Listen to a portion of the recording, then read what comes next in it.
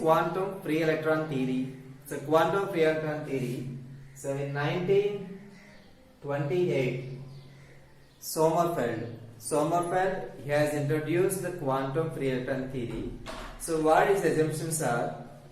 What is the electrical conductivity is taking place in metals? Those are purely due to available free electrons in the metal. That means it is solely due to the free electrons. That is one thing. And now what he has taken that from in classical free electron theory, what are the laws they are taken from the classical mechanics they are taken. But in quantum free electron theory, what are the electrons are moving, their velocities, their energies, what are those things, all will be follow the quantum mechanics, the laws of quantum mechanics. That means we know very well that according to quantum theory, energy is always quantized. It is not a continuous energy, it is a quantized energy. Now, if it is a energy is not a continuous one, that means what are the velocities, the velocities of the electrons, it is like earlier in classical free electron theory, the velocities are, it is distributed randomly, the probability is completely random. That means it is moving in different directions, the free electrons are moving in different directions. Similarly, here in quantum free electron theory, the velocities are also random, but these velocities of these electrons and as well as energy of these electrons will have a particular energy levels will exist, not like a continuous energy levels will not exist, but it happens that it is like continuous, but it is not a continuous, it is discrete energy levels will be there. So that is the quantum free electron theory. So in this, what basically is saying that what are the electrons, free electrons are there, these electrons are moving, but these electrons are not following classical laws of classical mechanics, these are following the quantum mechanics, laws of quantum mechanics. Okay, now if the electron is moving inside a metal, as I said earlier, each atom will loses one electron. These electrons are moving entirely this one, and this will becomes like a ion. So whenever there is a ion is there is a positive, it is like a positive. That means in earlier example you take sodium metal, one electron is valence electron getting removed, it is moving throughout the material, then it becomes a Na plus. This means Na plus ion. So these ions will have a potential. So it is assumed that the electron is moving inside a constant potential. That means uniform potential is there inside. And as well as this electron cannot escape from the material. Why it is cannot escaping? So that also we have to explain. So according to Sommerfeld, what he is saying that the electron is moving inside, that means it has a particular velocity is there, then it has some kinetic energy is there. So what are the potential energy? The potential energy, there is a constant potential energy, there is no change in potential inside the material. But whenever electron reaches to at the surface of the metal, at this surface, there it is assumed that there is a potential is an infinite potential will be there.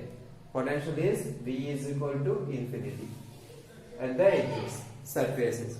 Similarly here potential is infinite, V is equal to infinite. Here also V is equal to infinite. Here also V is equal to infinite.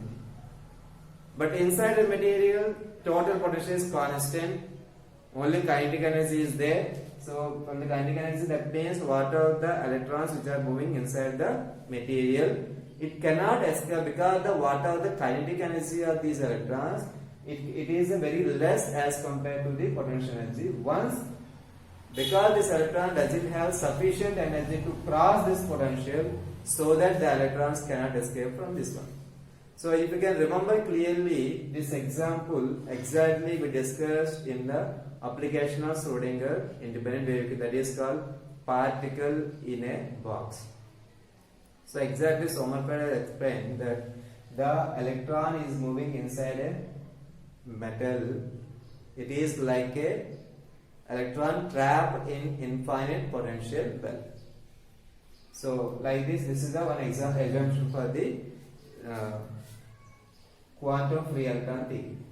And after that, So what happens in case of classical free electron theory? What are the specific heat capacity values? What are the susceptibility, paramedic susceptibility values?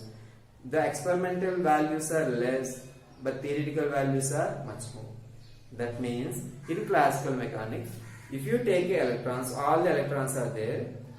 Now the electrons are free. Now you are giving some energy from externally. You are giving that energy. So for example, all the electrons are there. Then if you give some energy, whether it is electrical energy or it is a thermal energy, whatever the energy. Now, according to classical theory, these electrons absorb that energy and it try to act based on this energy E.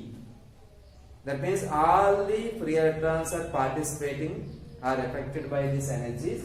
It gains the energies. That is what free electron theory. So from that, if we calculate the specific heat value, paramedic susceptibility, or those values if we calculate, that should be always high. But experimental value, practical value, it is low. That means all electrons cannot be participated in those values. That means some electrons are not participating in this. That is the what difficulty as a result. So that was solved by the Sommerfeld. What he suggested that always electrons present inside a material, the energy levels are discrete energy levels, as well as there is a Fermi level will be existed. Fermi level. That means Fermi energy is existed. So this Fermi energy, so be careful. This Fermi energy we are defining only at temperature 0 Kelvin. Least temperature 0 Kelvin. At this 0 Kelvin, these are the, if you say electron energy levels, if you say, then electrons occupy in these energy levels the highest energy level. That means here is the highest energy levels. This is the highest energy of these two electrons, and remaining electrons energies are completely less than this one. So the highest energy level, this energy level is called Fermi energy level. That means if you give some energy, that means for example, if you increase the temperature from 0 Kelvin to increase the temperature 10 Kelvin or 100 Kelvin or 1000 Kelvin, if you give, then what will happen? Whatever the electrons are there top, those electrons will take that energy and try to exit from this place. So that means all electrons will not participate. Only few electrons only will participate. That is one thing we can understand one way. In other way,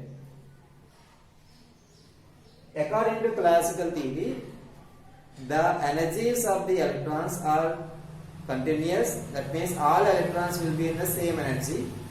But here in quantum theory, it is always will have a follow Pauli's exclusive principle. What is Pauli's exclusive principle? That means one energy level cannot be occupied by the same electrons. That means the electron should be different. That means this is a spin up, this electron should be spin down. So let's say, in order to explain this one, if you take 1s2, so 1s shell, so if you take two electrons, one should be spin up, another should be spin down. That means in 1s, two spin up cannot be existed. That means this energy level cannot be taken by the same electrons. They should have a different thing should be there. That means only two electrons. The possibility is that in one energy level only two electrons should be accommodated. More than two electrons, not possible. That is the Pauli's exclusive principle. That means highest Fermi energy level will have only two electrons, not more than that.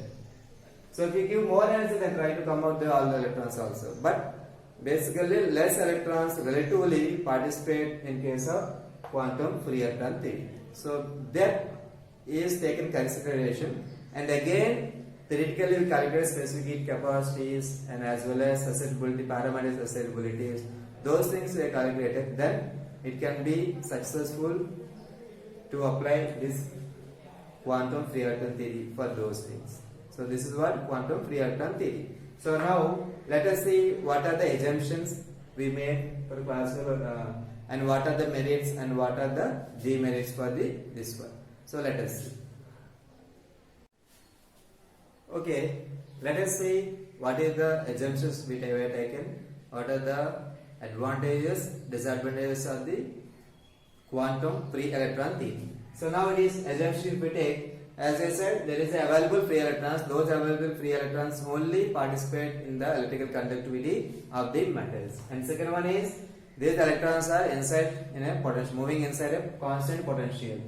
And it has taken, since it is a following the quantum and laws of quantum mechanics, those electrons will have a wave nature according to de Broglie hypothesis. So whatever the energy levels, as I said, those energy levels will have accommodate only 2 electrons. Those are also discrete energy levels. That is what is called Fermi-Dirac distributions. It follows Fermi-Dirac distributions. What are the velocities? What are the energy values of the electrons will follow the Fermi-Dirac distributions. But whereas in case of classical pattern, it is follows the Maxwell-Boltzmann distributions where energies are continuous.